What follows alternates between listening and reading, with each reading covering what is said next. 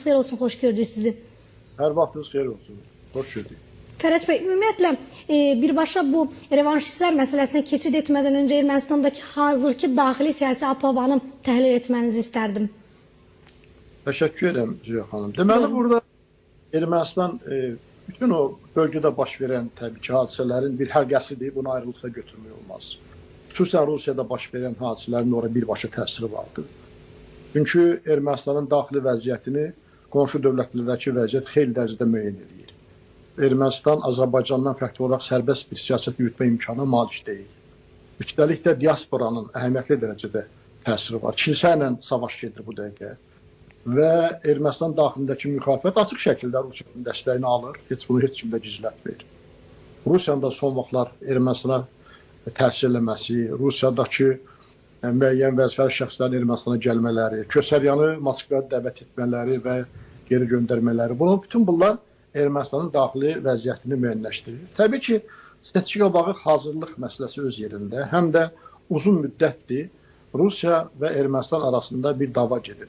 Rusiya burada hakimiyyəti dəyişmək və öz prioritetləri müəyyənləşdirəndən sonra orta dəhlizədə sahib çıxmaq uğrunda bir qlobal savaşın içindədir. Yəni həm də Ermənistan bu mənada qlobal savaşın da tərkib hissəsidir. Burada baş verən hadisələrdə təbii ki, Qərbin və Amerikanın öz maraqları vardır və zəlzələ dilindən desək, bura siyasi tektonik zonadır və burada baş verəcək hər hansı bir zəlzələ qonşu dövlətlərə də təsir eləmə imkanlarına malikdir və qurulan yeni dünya düzəni siyasətindəki texnologiyalar və indiki vəziyyətin dəyişməməsi üçün Ermənistanda ciddi kataklizmlərin qarşısını almaq üçün də Qərbin və Amerikanın da özünün davranışları vardır. Azərbaycanın da öz baxışları var proseslərə və Türkiyənin öz baxışları var. Ona görə Ermənistandakı bugünkü durum təkcə Ermənistan hakimiyyəti tərəfindən formalaşdırılmır. Gərgin bir vəziyyət vardır. Təbii ki, Ermənistanda həm də qarşıdan gələn seçkilərə hazırlıq məsələsinə bağlı rəqiblər açıq meydana çıxırdılar artıq. Bir-birinə açıq şəkildə əlcə yatırlar. Ciddi şəkildə savaş gedir. Ona görə bugünkü durum Ermənistanda çox gərgindir. Amma hesab edirəm ki, proseslər daha çox Paşinyanın nəzarətindədir və Ermənistan daxili siyasətinə ciddi təsir edən Rusiya faktoru da son günlər Ukrayna tərəfindən Rusiyanın aldığı zərbələrdən sonra bir çaşqınlıq yaşandığından Ermənistan daxilindəki vəziyyət də bu mənada biraz da Paşinyanın xeyrinə dəyişməyə davam edəcəkdir. Hər halda baxaq, yəni orada Ermənistanın daxili vəziyyətinin müəyyənləşməsi bir çox amillərdən asılı olacaqdır. Xüsusən 3 amili mən qeyd etmək istəyirəm. Birinci, xarici amillər. Ermənistanda Paşinyanın əleyhinə işləyə biləcək xarici amillər, xeyrini işləyə biləcək xarici amillərdir. İkinci, daxili durumda, daxildə alacaq dəstək nədir? Daxildə ona qarşı olacaq dəstək nədir? Üçüncü, kilsənin və diasporanın təsiridir. Birincidən başlayaq ki, qlobal mənada Ermənistanın təzyiq alacağı yer Rusiyadır və bu təzyiqlər də bayaq dediyimiz kimi, əgər Ukrayna-Rusiya cəbhəsində vəziyyət gərginləşərsə, bu Paşinyanın xeyrinə işləyəcəkdir. Bundan sonra artıq ikinci faktor kimi daxili siyasətdə də bunun deməli təzahürləri görünəcəkdir. Paşinyanın xeyrinə işləyən xarici amil olaraqdan bayaq mən toxundum ki, bura tektonik zonadır. Qərb və Amerika burada dəyişiklik istəmədiyinə görə Rusiyanın müəyyən təsirlərini onlar da zərərsizləşdirməyə çalışacaqlar. Ya birbaşa, ya da dolayısıyla. İkinci amil daxili siyasətdir. Daxili siyasətdə daha çox revanşistlər burada. İndi sizin mövzunu da belə qoymuşsunuz ki, hakimiyyətə gələ bilər, yoxsa yox. Əlbəttə bunların şüarları cəmiyyət tərəfindən qəbul olunmur. Paşinyan daha çox bunun üzərində dayanır ki, əgər revanşistlər iş başına gələrlərsə, müharibə vəd olunur və Ermənistan ikinci dəfə müharibəyə sürüklənərsə, mənim real Ermənistan proqramım tamamilə alt-üst olacaqdır və yenidən utopik ideyaların məhvi gəlməsi Ermənistanın məhvinə səbəb olacaqdır. İndinin özündə də bu Paşinyanın rəqibləri ki, açıq şəkildə revanşistlər Rusiyanın əlində olan oyuncaqlardırlar. Bunların uğur qazanması böyük mənada mümkün deyil. Çünki kartlar açıqdır və revanşist savaş istəyənlər, Ermənistan xalqı isə hətta Paşinyanın ən zəif vaxtında, müharibənin uduzduğu bir vaxtda Paşinyana səs verirlər. Yəni dolayısıyla sülhə səs verirlər, savaş istəmirlər. O mənada Paşinyanın bu cəbhədə arxayınlığı var və hesab edirəm, müxalifət bir şansı qaçırdı. Əgər Paşinyana qarşı daha islahatçı, revanşist olmayan, müharibə istəməyən bir fiqur və komandanla çıxsaydılar, daha ciddi islahatlar, daha dinç bir vəziyyət, həm Rusiyanın, həm başqalarından balanslı siyasət yürüdə biləcək yeni qüvvələr çıxsaydılar, bəlkə Paşinyanı daxili siyasətdə uda bilərdilər. Məncə bu məsələndə revanşistlər qaçırmır. Üçüncü kilsə amilidir. Kilsə amilində də Paşinyan artıq önə çıxmağa başlayırdı. Bir dəfə o qara keşişlərini yola saldılar, gəldi, Hayhu ilə paytaxta gedir və qayıtdı, getdi. Onda gözləyirdilər ki, Paşinyan böyük ehtimalla keşişi və onun dəstəsini yolda qarşılayacaqdı, silah işlədəcəkdi, güc işlədəcəkdi və bunun da əvəzində revanşistlərin əlinə dəstəvuz olacaqdı ki, imkan düşəcək ki, onlar da silah işləsinlər. Daha çox deyək ki, mundirin dəyişmiş Rus əsgərləri burada iştirak edə bilərdilər. Paşinyan çox ustalığıyla onları rahatlıqla azadlıq verdi və meydana qədər buraxdı. İndinin özündə isə onları artıq ifşa mərhələsinə gəlibdi. Orada subaylıq andı məsələsi ilə bağlı Vəzirlər Kilsəsinin başçısını deyək ki, küncə sıxışdırıbdı və yaxın günlərdə ciddi iclaslarda, yığıncaqlarda o kilsənin kompakt bir qüvvə kimi çıxış eləməsini də qarşısını alacaqdır. Durum indi bu yerdədir. Amma qarşıdan seçkilər gəlir, təbii ki, hazırlıqlar davam edəcəkdir.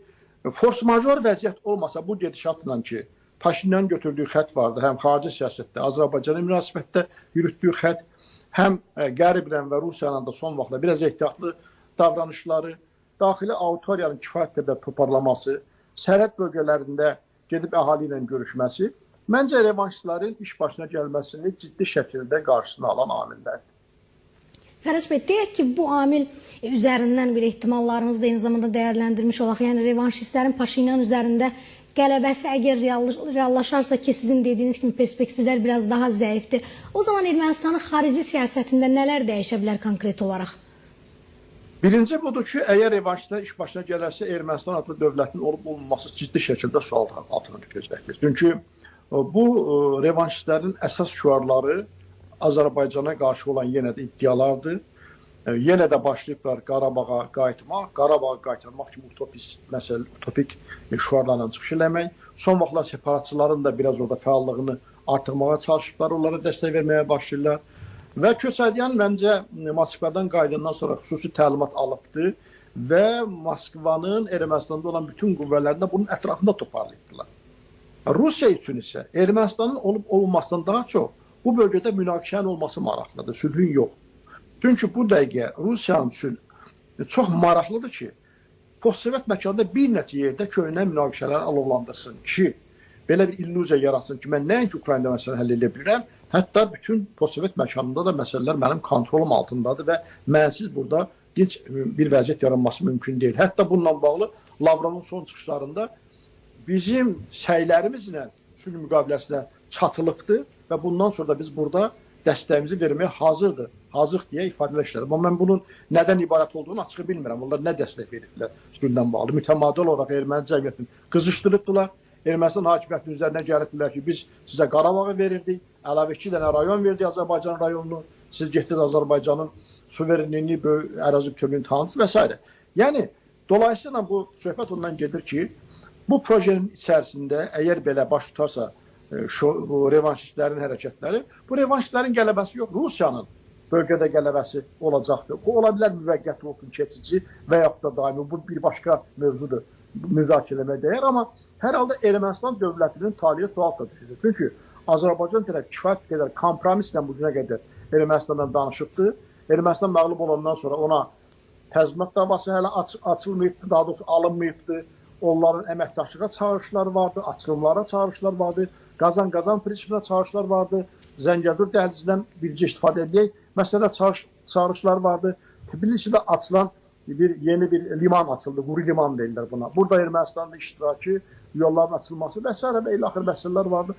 Bütün bunların ardından əgər burada revanşda iş başa gələrsə, bütün bunların üzərində xət çəkməklə Azərbaycana qarşı ərazi iddiaları olacaqsa, konstitusiyada dəyişiklərin əleyhinədirlər revanşistlər Ermənistana qarşı. Bu olmayacaqsa, Azərbaycanın yenidən iddiaları qaldıracaqlarsa, Azərbaycan bunların hamısını müharibə səbəbi kimi təbii ki qəbul edir və sakit olmaz. Yəni birinci amil budur ki, Ermənistan dövlətinin varlığı sol altına düşəcək. İkinci məsələ isə qonşu dövlətlərlə artıq bizimlə də başlayan proses Türkiyənin məsələləri qarşımasına səbəb ola bilər və Rusiyanın bu məsələlərdə Ermənistana verə biləcəyi hər hansı bir formada dəstək ki, bölgə qarışsın daha böyük kataklizmlərə səbəb ola bilər.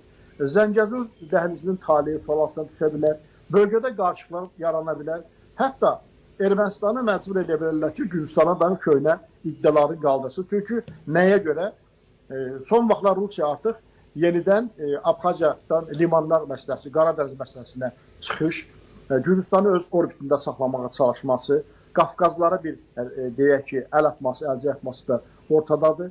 Və Ukraynadakı son şillədən sonra biraz özünü yığışdırmağına baxmayaraq, müəyyən qədər hətta kiçik bir vaxt çərçivəsində irəliləyişən aile olsa, məncə revanşistlərin də bizim xəyali bir deyək ki, senari qururuqda iş başına gələndən sonra bir adət kimi mütəmadi olaraq Qafqazlarda vəziyyəti qarışdırmağına məşğul olacaqdır və buradan da artıq Orta Asiyada yeni rəmlərin atılması, orada da vəziyyətin qarşılanması üçün istifadə eləmək üçün də məncə cəhdləri ola bilər. Bu revanşistlərin iş başına gəlməsi Rusiyanın revanş imkanları üçün Ermənistanın bütövlükdə bir alətə çevrilməsinə səbəb ola bilər. Bu, qonşu dövlətləri də bizi də narahat edən məsələdir. Hər bir dövlətin müstəqilliyini təhdid edən məsələdir. Ona görə biz hesab edirik ki, Ermənistanda demokratik şəkildə seçkilərin keçirilməsi, Paşinyanın pragmatik ki, baxışlara vardı. Yeni bir paşinizm xətti gətirdi Ermənistana. Pragmatik yanaşmalarla ki, biz real Ermənistan istəyirik bugün. Onun real Ermənistan deməsində Ermənistan cəmiyyətinin xeyrinədir. Mən bu günləri Paşinyanı Ermənistanda bir nömrəli millətçi kimi tanıyıram. Əslində o Ermənistanı xilas edir. Yəni Ermənistan var olandan sonra Azərbaycanın 20.000 kvadrat kilometr ərazisini artıq alıbdır. Yəni 9.000 kvadrat kilometrdə yaranmış bir ərazini 29.000 kvadrat kilometrə çatdırıbdır. Onun bu yanaşması Ermənistanın xilasıdır. Ona görə mən hesab edirəm ki, bu millətçi Paşinyanın iş başında qalması həm erməni xalqının xeyri olacaqdır. Bu mərhələdə, bu etapda Azərbaycanın və digər qonşu dövlətlərin həm də bölgədə yeni dünya düzəninin formalaşması üçün vacib olacaqdır. Əks halda ki, mən o senarinin 99% baş tutmayacağına tam əminəm ki, Ruslar burada istəsələr də indi istəyirlər Gorusda yenidən bir qafanda, yoxsa Gorusda, Zəngəzurda bir konsulluq açsınlar, bir hərbi baza açsınlar.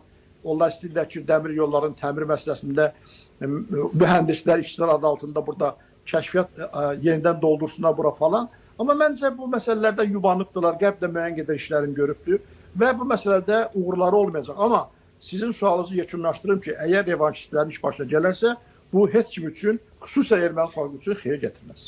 Aydındır Fərəc bəy, sizə dərin təşəkkürümüzü bildiririk. Həm verilişimizə bağlandığınız üçün, həm də maraqlı fikirlərinizi bizimlə bölüşdüyünüz üçün. Mən təşəkkür edirəm dəvət üçün. Sağ olun.